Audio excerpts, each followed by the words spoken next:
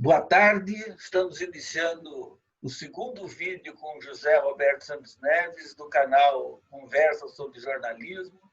E esse vai ser mais uma conversa e uma conversa especial. Essa conversa vai focar especialmente nos inúmeros músicos que José Roberto entrevistou, né, dos quais ele selecionou 40 e estão disponíveis, né, nesse livro MPB, de Conversa em Conversa, que ele publicou em 2017. É uma segunda edição? Ele isso. Em 2007, não é isso?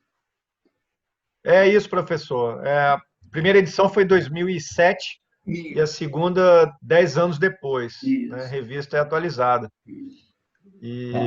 Mas obrigado pelo convite aí. Esse livro tem 40 entrevistas que Zé Roberto selecionou dentre as melhores com os grandes, né, da música popular brasileira. E penso que a maioria deles foram entrevistados aqui em Vitória durante o período em que Zé Roberto era repórter do Caderno 2 da Gazeta, durante as coberturas. E o que o livro tem de muito interessante, né, é que o livro reproduz as entrevistas e, no início, né, apresenta um making-of, digamos, de cada uma delas. Como é que foi as dificuldades para conseguir falar, né, bastidores da entrevista, né, detalhes que ficaram de fora, quer dizer, no período da entrevista é só, né, e já esse making-off é dessa edição de agora ou está mantido, alguns mantiveram? Não, da primeira edição. Já tinha. Mas claro que a gente, quando faz uma nova edição, ela tem mais informações, né? E mais fotos e um papel também que me agrada, que é o pólen, aquele papel mais amarelado, né? Eu tenho um fascínio especial por edição, e eu queria dizer que o livro é extraordinário, é edição do autor, mas extraordinariamente bem editado, né? com Obrigado. Fotografias, um papel de excelente qualidade, fontes, diagramação toda muito bem escolhida. Gostei muito. É aquele livro que a gente lê, né, com gosto, porque é leve, fácil manuseio. Poxa, obrigado, professor. Eu agradeço, porque eu também fui editor do Caderno 2, né?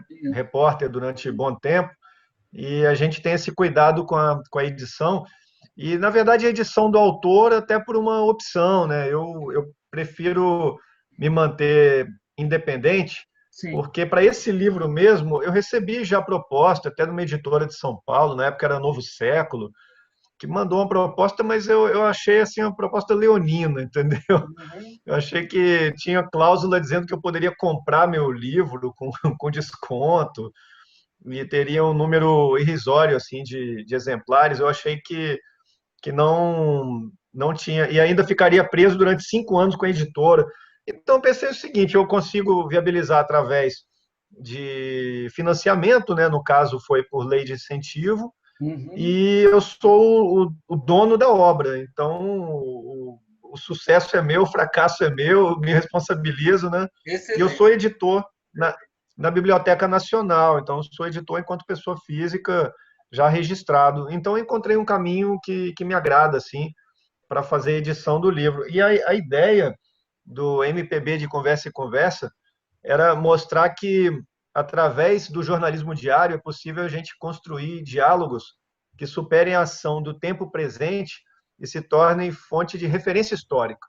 Sim. Desde o início, esse era o meu desafio, porque você sabe que no jornalismo a gente lida com o imediatismo, né? E lida com aquela coisa do status do descartável, né? Da informação que você recebe, você lê, depois você joga fora, esquece, né? Passa para outra, principalmente com o jornalismo digital, né? Que as informações ficam muito pulverizadas. E isso me gerou um incômodo desde o início que eu fazia essas entrevistas. Eu me perguntava, mas será que daqui a 10 anos vai ter algum interesse, né? nessas entrevistas, nesses diálogos? Será que daqui a 20 anos? Eu comecei a me preocupar muito com isso. E aí comecei até a Parece que ficou. Sua tela fugir parou. do factual. Eu comecei as informações de serviço, né, que Uhum. são necessárias para a matéria, claro, mas eu comecei a entrar muito no território da opinião, da reflexão, né, de questionar, por exemplo, Caetano Veloso sobre a Tropicália, Milton Nascimento sobre o Clube da Esquina, Alceu Valença sobre a genealogia do forró, sabe? O Dominguinhos, tentando pegar aquelas histórias do Dominguinhos, que pouca gente sabe que ele passou pelo Espírito Santo nos anos 50, ele chegou a tocar no conjunto de Hélio Mendes. Então eu comecei a procurar aquilo que para mim, né, como leitor, teria um interesse mesmo anos depois da entrevista ou do fato em si, né? E foi aí que eu fiz a seleção dos entrevistados, porque são 40, só que eu reconheço que algumas entrevistas não renderam como eu gostaria. Posso até citar nomes, Ney Matogrosso, Djavan. E aí eu comecei a fazer também a chamada meia-culpa, né? Que nós, jornalistas, fazemos muito pouco. Eu Uhum. que fiquei muito tempo em redação, sempre ouvi o seguinte: a entrevista não rendeu é porque o entrevistado não quis falar, foi antipático, né? O jornalista tende a colocar a responsabilidade sempre na fonte. E em determinado momento do livro eu faço essa meia-culpa falando o seguinte: olha, tem entrevista que eu fiz com a Elba Ramalho que não rendeu por minha responsabilidade, Sim. né? Eu não me preparei bem. Uhum. Você lembra que os divulgadores, né, na época dos CDs, né, LP, CD, o divulgador levava na redação o disco e teve um certo dia que esse divulgador da BMG me falou: olha, tem uma entrevista com a Elba aí daqui a meia hora, é pegar e largar. E aí eu fui nesse ímpeto jovem, né? Eu era mais aquela Aqui em coisa de Vitória. querer, poxa, eu não quero. Aqui Em em Vitória, Vitória. por telefone. Como? Ah, por Por telefone. telefone. Algumas foram pessoalmente, outras por telefone, né? Mas sempre com o gancho ligado assim ao lançamento de disco, a um show que o artista fazia aqui. No caso da Elba, era uma agenda de telefone que eles fazem, o artista faz o dia inteiro com jornalistas de diversos estados. Uhum. Então, é a mesma forma que ela falou com o Espírito Santo, ela falou com Paraíba, com Rio, São Paulo, Ó, e um tempo delimitado, né? Meia hora. E aí, rapaz, teve uma pergunta, eu não tive tempo de ouvir o disco direito, não, eu não pesquisei como eu gostaria, e teve um momento que eu pergunto para a Elba, esse disco tem alguma regravação? Aí ela me pergunta, mas como, você não ouviu o disco? Tem clássico, tá cheio de clássico do Gonzagão, você não ouviu? Rapaz, naquele momento ali terminou a minha entrevista. Assim, por mais que eu quisesse consertar, eu percebi que a Elba Ramalho não queria perder o tempo com um jornalista que não se preparou bem, né? E sim. aí, tempos depois, ela lança um disco, curiosamente, com canções de Gonzagão ao vivo, e eu tenho a oportunidade de entrevistá-la também por telefone. Ela estava até na capelinha, que ela é muito religiosa, ela tem uma capela na casa dela, Uhum. e foi uma entrevista divina, uma das melhores, em que ela ficou à vontade, conversou, revelou coisas importantes. Então, assim, a diferença foi o jornalista. Eu que não estava devidamente preparado numa entrevista, e na outra eu tinha Bom, estudado bem a lição. também o cara da gravadora que te avisa com meia hora de antecedência. Hã? É, eu fui pelo ímpeto e me dei mal, mas assim, eu acho que é um exercício de autocrítica que a gente tem que fazer, porque Sim, com certeza. o, o que, o que me levou tem até uma história curiosa, o que me levou a fazer esse livro sobre os bastidores foi justamente uma entrevista que começou desastrosa com a Ângela Rorô, E no final deu certo. Porque a gente falou sobre o curso de residência, né? Isso. De jornalismo da Gazeta, e tinha uma residente que veio acompanhar a entrevista por telefone com a Ângela, e ela ia fazer um show no Bar Bordel. Você lembra desse bar? Como? Bar Bordel. Sim, sim, Jardim da Penha. Ficava em Jardim da Penha, exatamente. Então a Ângela Rorô, ela estava na fase ruim, assim, né? Estava com problemas de saúde, ela o alcoolismo, acima do peso, ela estava afastada das gravadoras, estava sem lançar disco, mas enfim, ela foi contratada para fazer um show em Vitória. Eu liguei para ela e ela falou: querido, não vou dar entrevista não, e desligou na minha cara. Uhum. Isso nunca tinha acontecido. E aí a jornalista residente, que veio acompanhar a entrevista, ela ainda perguntou: mas ô, Zé Roberto, é sempre assim? A fonte desliga o telefone na sua cara, né? Eu falei: não, é a primeira vez que isso acontece. Aí liguei novamente, expliquei para ela: Ângela, sou José Roberto, da Gazeta do Espírito Santo, você vem fazer um show aqui, gostaria muito de fazer uma entrevista. Ela explicou que ela estava com um problema de saúde, que ela não queria falar. Aí falou o seguinte: ó, me liga domingo, na hora do Fantástico. Uhum. E aí, domingo, 8h30 da noite, lá vou eu na redação da Gazeta, o pessoal até estranha, né? Me chamava de fanzine na época, por causa da página fanzine. O que fanzine está fazendo aqui? Eu falei: vim entrevistar Ângela Ronro. E aí eu ligo para ela, ela atende, fala: o Zé Roberto da Gazeta de Vitória. Porra, tu é chato mesmo, hein, cara? Deu certo. Não, Primeiro ela deu certo. reclamou, mas no final deu certo. Ela reclamou, viu que eu era insistente, mas ela concedeu a entrevista e eu garanti uma matéria de capa para a Gazeta em respeito à carreira dela, né? Aquilo foi um momento que eu tive que ter muito equilíbrio emocional. E isso é algo que o jornalista tem que ter, né? Precisa. Porque o jornalista da área de política, por exemplo, que é provocado hoje em dia até pelo presidente da República, né? Pois Com é. escárnio, com deboche. Então você tem que ter sangue frio, né? Controle emocional, não entrar na provocação, porque se eu entrasse numa discussão com a Ângela Rorô, eu perderia a entrevista, né? Claro, claro. Não, e no campo da cultura, né? O centro, o eixo é o artista. Né?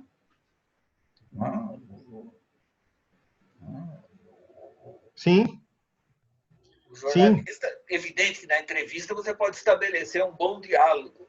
Né? Você relata que questionou Caetano sobre a Tropicália. Essas coisas mostram que você pode estabelecer um diálogo, pode colocar questões, né? Mas de todo modo mantém no centro. Conta essa história do Caetano Veloso e a Tropicália, que é a primeira entrevista que abre o livro. ela tem um significado especial porque foi uma das mais difíceis. Uhum. Essa entrevista com o Caetano, eu acho que ela até desmistifica assim essa coisa do jornalismo cultural ser mais perfumado, né, como se falava nas redações, né, ou ser mais fácil, porque normalmente, né, a área de polícia é muito mais árida, né, política tem e na área de cultura tem essa ideia de que tudo é muito simples, que as pessoas sempre querem falar, Engano, mas né? nem sempre é assim, né? No caso do Caetano, eu fiquei 2 semanas ligando para a assessoria de comunicação, solicitando a entrevista, porque ele vinha fazer um show em Vitória, isso era 99, na época do Prenda Minha. Lembra desse show? Foi Prenda Qual? Minha. Uhum. Prenda Minha. E É um prenda show minha que ele aí. fez em 99, e estava justamente naquela época que os americanos estavam descobrindo a Tropicália, né? E aí eu fui no arquivo, lá com Zé Irmugoni, que a gente até falou na outra conversa, né? Isso. Para tentar descobrir quanto tempo que o Caetano não vinha a Vitória. E aí eu fui vasculhando ano a ano, naqueles, o papel, aquelas encadernação, né, de cada ano. E aí cheguei em 82. Eu falei, pô, mas tem 17 anos que Caetano não vem à Vitória, né? Aí eu pensei, pô, essa é a minha matéria, mesmo sem entrevista. Fiz o título Como Querer Caetanear, usando, parafraseando até a música Uhum. do Djavan, e coloquei logo na chamada, né? Caetano Veloso volta à Vitória 17 anos depois para fazer a turnê Prenda Mim. E levei essa capa do Caderno 2 para o ginásio do Álvares Cabral. E chegando lá, aquela mesma coisa, o assessor de imprensa não estava lá, ó, o Caetano não vai falar, esquece. Aí eu encontrei a produtora dele, lembro até do nome, se chamava Beni, e fiz aquela cara assim de Uhum. quem está pedindo, né? Quem está quase implorando, olha, leva esse jornal lá para o Caetano, quem sabe, né? Ele não se sensibiliza. E aí, 5 minutos depois, ela volta e falando, olha, o Caetano vai dar entrevista sim, mas só para você. Uhum. Aí eu Opa. pensei, pô, ganhei o dia, né? Uhum. Então, assistimos ao show, ele todo de terno, aquele estilo João Gilberto, né, que ele estava na época, e termina o show, aí eu tenho que enfrentar os seguranças, né? Porque a informação que me passaram, ó, Caetano foi embora, Caetano está ali na van, já foi embora. Não, mas ele vai me dar uma entrevista e tal.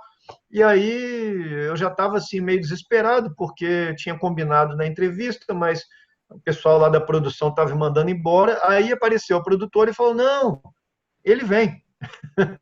Ela me reconheceu. E Uhum. aí eu subi, fui no camarim e tive que superar meu último obstáculo para falar com Caetano, que era a Paula Lavigne, que eu posso dar o nome, porque é esposa produtora dele, né? E ela ficava o tempo todo assim, né? No relógio, ó, tipo, vai logo. E eu pensando comigo, não, eu estou aqui há 2 semanas, né? Lutando para conseguir falar Caetano, eu vou ficar o tempo que eu conseguir, né? Claro. E ele, ao contrário do que se fala dele, ele foi gentil, né? Porque Caetano tem uma imagem de arrogância, né? Que prepotência que ele passa. Ele foi extremamente gentil, culto, né? Porque Caetano entende de tudo, de literatura, de cinema, de artes plásticas, poesia, música, e deu uma entrevista Provavelmente ele já estava maravilhosa. escrevendo aquele livro que ele lançou em 2000, não? O Verdade Tropical, Ele lançou um livro importante, que ele faz uma reavaliação de toda a carreira, exatamente em 2000. foi Verdade Tropical. Verdade Tropical, isso. Então, essa entrevista foi um ano antes, e E, aí foi exclusiva. É, né? Realmente a tribuna, que era concorrência, não teve acesso, então eu peguei talvez o último suspiro assim dessa concorrência feroz, né?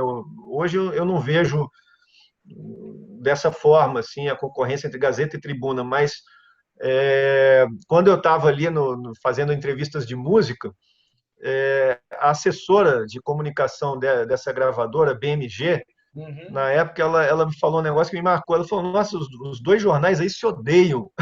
uhum.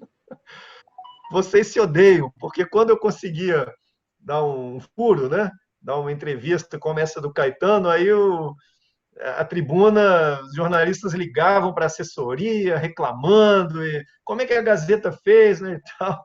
Então tinha é uma concorrência saudável, né? Eu gosto, particularmente gosto disso, porque você leva um furo, você dá também, você está sempre em busca da informação exclusiva, né? Isso alimenta o jornalismo, Claro, claro. né? E eu vivenciei isso, até uma repórter da Tribuna que eu tenho muito respeito, que é Giovana Santos, né? Que até hoje está na Tribuna, e ela fazia também cobertura musical, então a gente ficava disputando quem fazia a melhor matéria, quem publicava antes. Eu acho isso saudável. Eu não sei se isso permanece hoje no jornalismo, pelo menos no cultural, acredito que não. Não. O jornalismo cultural me parece que talvez esteja numa das piores crises, porque nos jornais ele migrou muito para o entretenimento, né? Que chamam de entretenimento. Né? É, Deixou de ser um espaço que era focado basicamente na cultura, não é? De fato, na cultura. E, a gente, Exatamente. e nós tivemos figuras como Hamilton de Almeida, enfim. Exatamente.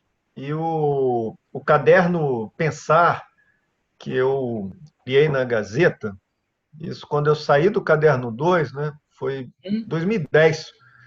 Foi eu gosto muito do Kaká, né? Acho que Kaká é um grande jornalista. Kaká está E, na minha lista. Daqui a pouco eu vou conversar com ele. Ele já topou? é, merece. Poxa, eu tenho admiração pelo Kaká. E ele falou: olha, eu estou tirando você aí do caderno 2 da edição, para você pensar num projeto, né? Um projeto cultural, um projeto diferenciado. E ele me deu essa oportunidade, eu fiquei pensando, de tanto pensar, eu levei para ele: que tal pensar? Com o nome do caderno. E aí eu pude, durante 2 anos, né, antes de me transferir para a gestão cultural, eu pude coordenar, né, o caderno Pensar, mas era um caderno mesmo. Hoje é uma página, né? Mas começou com 12 Eu páginas lembro. Tinha 12 né, páginas. 12 páginas 12 e páginas. só não tinha assim coluna social, não tinha horóscopo, né? Porque depois o Não, Pensar não, não. Era um foi caderno cultural, específico para a cultura, né? Aberto para. é, Eu escrevi algumas vezes para pensar, né? Editado com muito bem editado, né? Muito bonito sim, poxa, graficamente. Com? obrigado. Poxa, foi um projeto vitorioso, porque a intenção era justamente aproximar a academia, né, a produção acadêmica Sim, sim. do jornalismo diário. Quer dizer, quantas teses, dissertações, mestrados, né, são produzidos, quantos estudos são produzidos nas faculdades, mas isso não chega para o público. E para chegar para o público, você tem que sintetizar também esse assunto, né? Sim. Você não vai, tem um limite de caracteres, tem um espaço. E assim, para mim, a felicidade, tanto a classe cultural como a acadêmica abraçou o projeto. A gente teve muito material. Essa era uma das dúvidas no começo. Será que a gente consegue sustentar um caderno semanal a partir de colaborações? Né? Porque não tinha remuneração. O ideal é que tivesse. Mas eu recebia muitos livros, né? As editoras, Companhia das Letras mandava recorde. E aí eu tinha a lista lá dos colaboradores e ligava para cada um: olha, chegou um livro aqui de sociologia, né? Chegou um de política, e oferecia para os resenhistas, né? Para os críticos, e cada um ia lá, o pessoal fazia feira, rapaz, ia lá, colocava um monte de livro, né? Eles iam na redação, avaliavam: ó, quero esse aqui. Aí, beleza, combinavam um prazo, 2 semanas, e, e o texto era publicado. Em Então, 2012, quando Audálio Dantas lançou aquele livro, Vlado, As Duas Guerras de Vlado Herzog, sobre a história do Vlado, né? Eu fiz uma crítica do livro, uma resenha, né? E sim, ganhou primeira página e página dupla central. Uma edição bem feita, fotos excelentes, fotos que eu consegui com o próprio Audálio, que ele veio para cá, né? E aham. ele, com a mulher dele, fotos inéditas ainda. Né? Sim, foi um projeto muito bacana. E, E eu me lembro em outras assim, pena que foi. ocasiões que eu escrevi no caderno. Essa foi assim, foi capa, foi página dupla, né? Foi uma coisa. Né? Porque era, de A gente fato, tinha um espaço livro para muito importante, que coincidiu crônicas, com crônica, poesia. A gente tinha isso. esse espaço, né? Além das resenhas, tinha Claro, crônica, poesia, contos, ficção também, tinham contos ensaios. curtos, né? É, eu sinto falta desse tipo de projeto. Acho que hoje restou uma página apenas. É uma pena. Até na última semana eu fiz um texto sobre. Está aqui, o Maurício de Maurício de Oliveira, Oliveira. que eu fiz um texto que vai estar no meu próximo livro. Uhum. Mas vamos voltar para as entrevistas. Ah, sim, o MPB.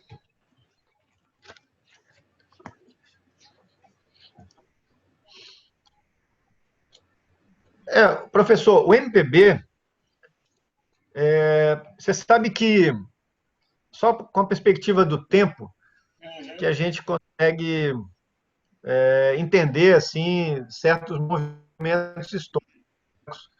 Esse Brasil que é apresentado neste livro pelos artistas, pelos cantores, compositores, é um Brasil muito otimista do que o país que nós temos hoje. Por que entrevistas foram compiladas, realizadas entre 95 e 2005, inicialmente publicadas em 2007 e depois uma segunda edição 10 anos depois, né? Esse período, se a gente estudar a nossa história republicana, você vai perceber que foi o único período da nossa república que nós tivemos um presidente eleito pelo voto direto de um partido político, transferindo a faixa para um outro presidente, também eleito pelo voto direto de outro partido. Nós estamos falando da fase de FHC e Lula. Né? Os dois ficaram Tirando os dois foram reeleitos. Exatamente. Tirando esse período, nós temos golpes, nós temos ditadura, nós temos impeachment, nós temos interrupções de mandato. Tivemos até antes, né, de 95, com o Collor, e depois com a Dilma. Então, a nossa história republicana ela é toda acidentada. E nós experimentamos um período de solidez democrática, que foi essa fase aí de FHC para Lula, que era um país muito mais otimista. Né?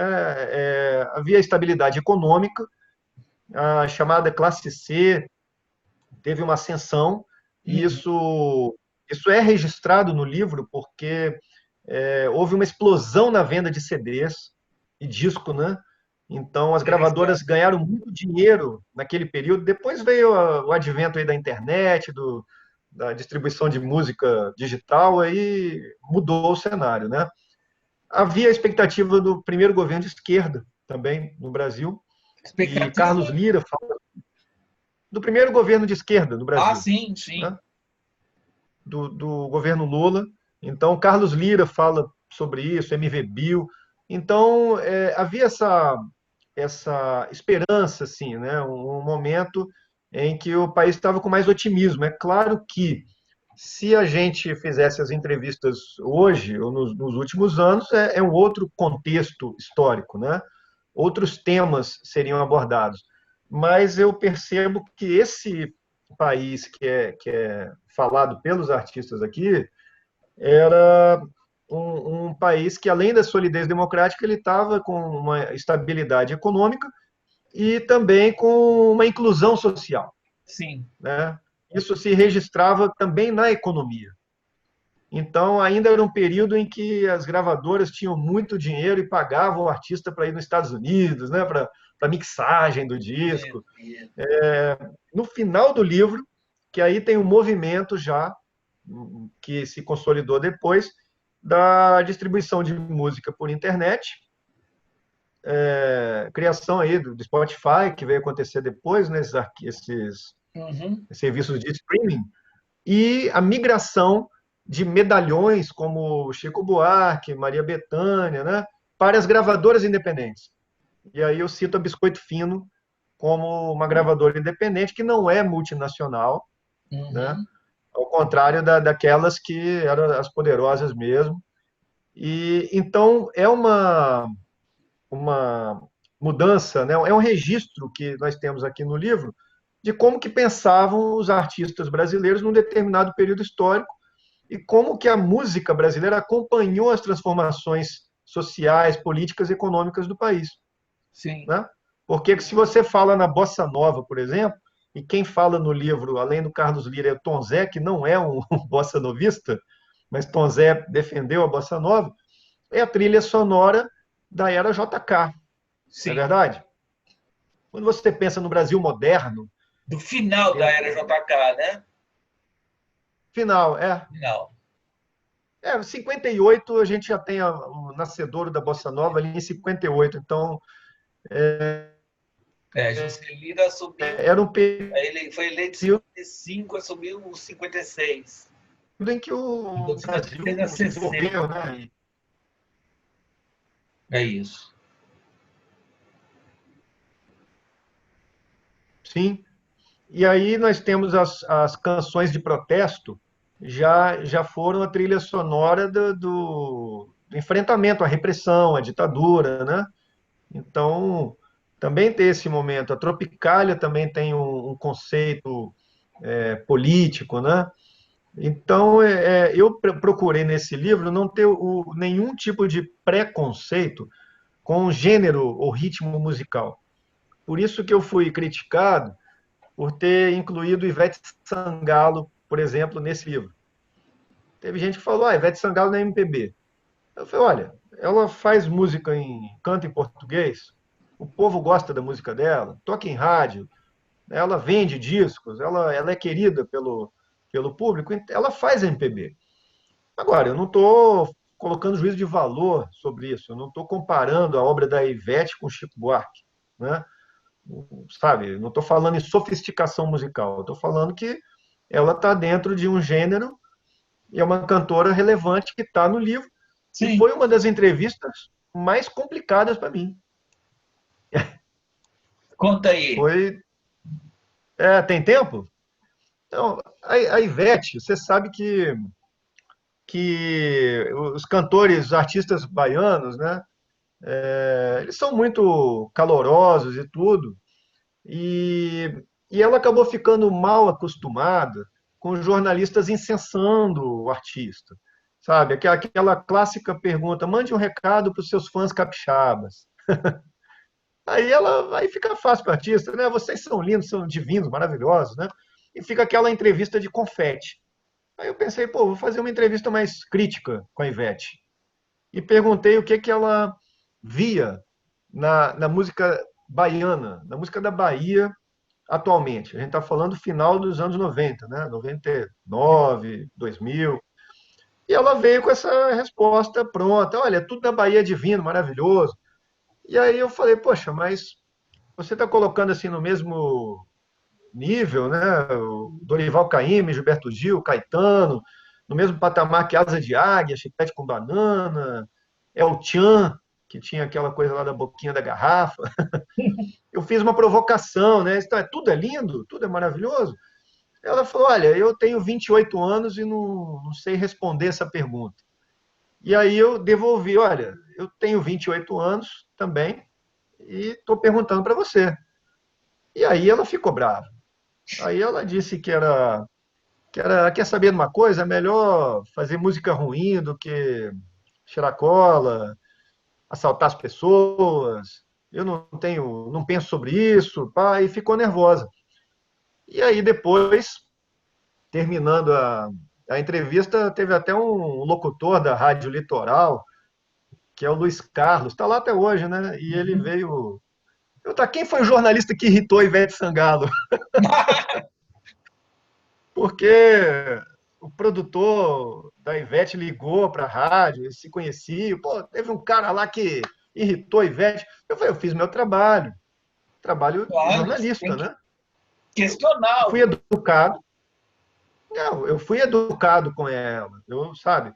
Tanto é que em outros momentos, um bastidor que eu conto aqui também no livro, a Ivete vinha fazer um show no Vital. Você lembra? Tinha um carnaval fora de época, Isso, né? e tal. E ela vinha direto fazer o show. E na época eu falei, ô Ivete, tem um grupo capixaba chamado Casaca, que esse grupo está estourado aqui, as pessoas adoram, e tem uma música chamada Sereia. Até dei a sugestão da música. E falei com ela de bastidor. Eu falei, por que você não chama, né, os meninos para cantar com você? Rapaz, ela fez isso. Ela estava no trio elétrico, ela procurou, a produção dela procurou o vocalista da banda, e ela contou a história ainda. Eu conversei com um jornalista aí, da Gazeta, e ele me indicou. Eu falei, pô, que coisa legal, né? Nossa, super Então, interessante. O Casaca? é, Casaca. E ela cantou a música como Ivete do Vital. É, para mostrar assim que existe essa interação, né? Jornalista, entrevistado, né? Sim, claro, E o claro. Alceu Valença, que eu queria até aproveitar o tempo que a gente ainda tem e contar isso. Temos. Rapaz, eu era foca, que está nos ouvindo, só explicar que foca é o jornalista recém-formado, né? Que está entrando na redação. E foi uma das minhas primeiras entrevistas, e foi por telefone, né? Ele estava lançando um disco chamado Forró de Todos os Tempos. Uhum. E ao seu, é uma maravilha, fala pelos cotovelos, né? E eu tinha meia hora para falar com ele. Quando terminou a meia hora, eu fiz uma pergunta ao seu. Eu queria que você me explicasse qual a diferença entre os ritmos nordestinos. O forró, para o baião, para o xote, para o chachado, para o rojão, para o coco, para o maracatu, porque é muita riqueza e a gente não sabe até onde vai um, começa o outro. E aí a assessora interrompeu. Ó, acabou seu tempo. E o seu falou, não se preocupe não que eu vou ligar para ele. Uhum. E aí, 8h30 Esses da noite, né? assessores são terríveis, cara. São assessores contra a imprensa. Né? Pois é, o cara queria continuar conversando, mas a assessora chegou lá e cortou, entra no Viva Voz, né? Interrompe, ó, acabou seu tempo com o Espírito Santo. Vai falar agora com outro estado, com jornalista de outro estado. Quando dá 8h30 da noite, liga a assessora com a voz cansada. Tipo, que saco, né? Ô, Zé Roberto, qual o seu quer terminar a entrevista com você? Ele Eu achei percebeu genial. que tinha uma pergunta importante, tinha uma questão importante para ele colocar. Né? Eu achei genial, achei super respeitoso, porque, poxa, o Alceu Valença ficou conversando o dia todo, meia hora, com cada jornalista de cada estado, e ele guardou, pô, tem um cara lá em Vitória que me perguntou um negócio que eu queria terminar a conversa com ele. Eu achei maravilhoso, assim, aquilo foi uma das experiências que eu tenho muita admiração pelo Alceu. Agora tem uns entrevistados tipo Zeca Pagodinho, que atende, né, o telefone, ô compadre, não sei o quê, faz aquela festa, mas passou um minuto e não fala mais nada.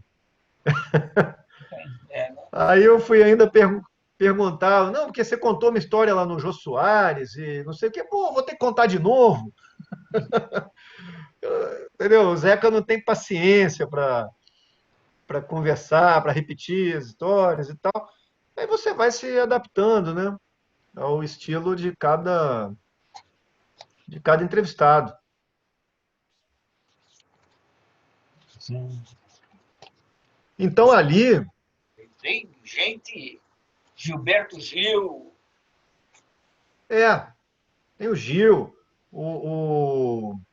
tem um grupo que essa história você vai gostar, que se chama Racionais MCs, que está aqui no livro também.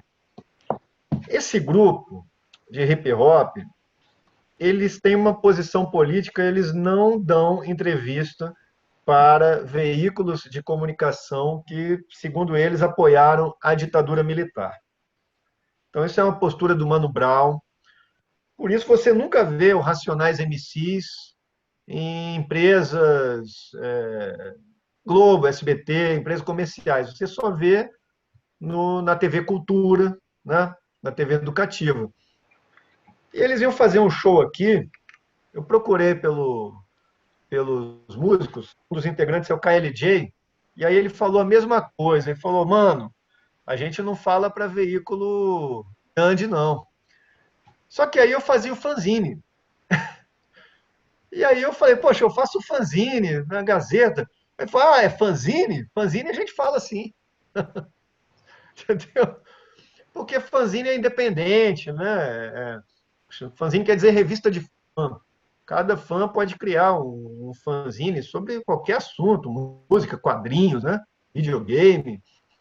Só que ele não se deu conta que eu fazia o fanzine dentro de uma empresa afiliada da Rede Globo, no Sim, Espírito sim. Santo. Mas, assim, eu falei, eu vou ficar com a entrevista, entendeu? Entre perder a entrevista, eu fiz questão de entrevistá-lo e é por isso que eu consegui, né? Primeiro porque eu recorri ao apoio dos rappers capixabas, né? O Renegrado Jorge, que tinha até um programa na Universitária FM. Então, para a gente entrar em determinados segmentos, você tem que conquistar a confiança, né, da fonte. Isso em qualquer editoria, né? Não só cultura, principalmente na área política, né? Policial. O primeiro foi isso. O segundo foi o fato de eu estar fazendo uma página que era, digamos, independente. E aí eu consegui essa entrevista. E uma Por outra outro que me lado, marcou foi com isso. você também conversou com Wilson Simonal, que viveu, né, sofreu muito, né, É, no outro ponto do espectro político. Ou não, né? Porque, é, na verdade, ele foi vítima de uma situação. Né? é, eu ia até falar do Simonal. Foi uma entrevista que não foi pessoalmente, foi por telefone. E eu senti assim o Simonal muito amargurado, Ele já tinha sabe? Muito. lançado, já tinha sido lançado aquele livro que recontava a história dele. Não, ainda não. Eu entrevistei, foi em 99 ou 2000, foi um ano Ah, antes da então era morte bem dele. antes. Ah, Olha, foi em 99. Ele morreu um ano depois.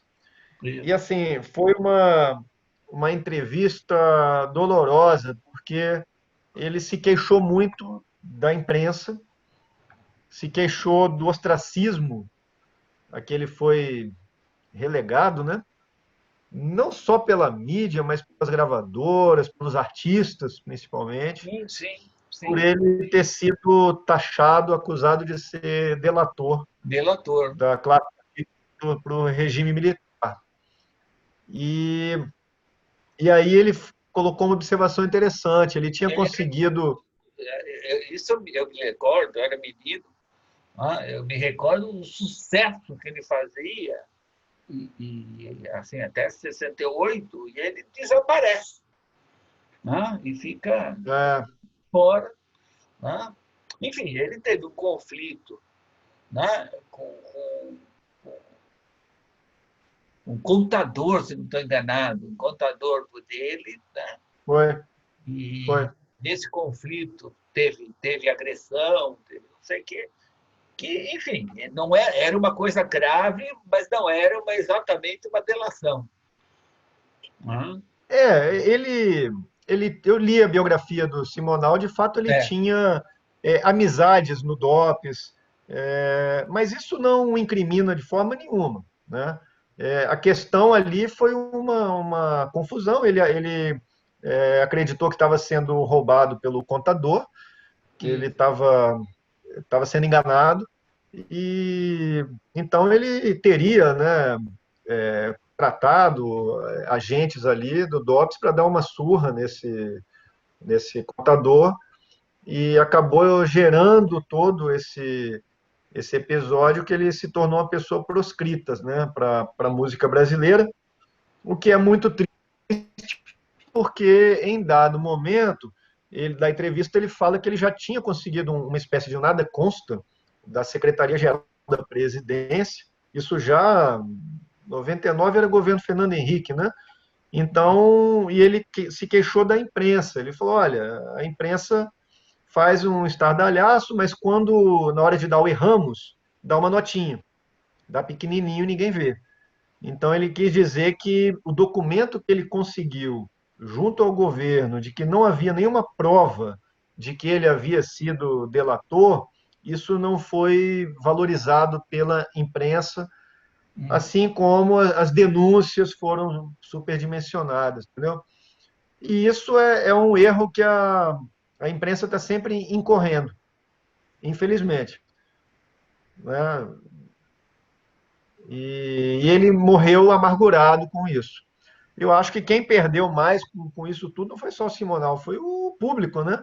Que ficou privado da voz, pô, voz maravilhosa, um Sim, grande cantor. inovou, ele inovou a música, né? Enfim, Exatamente. por hoje, né?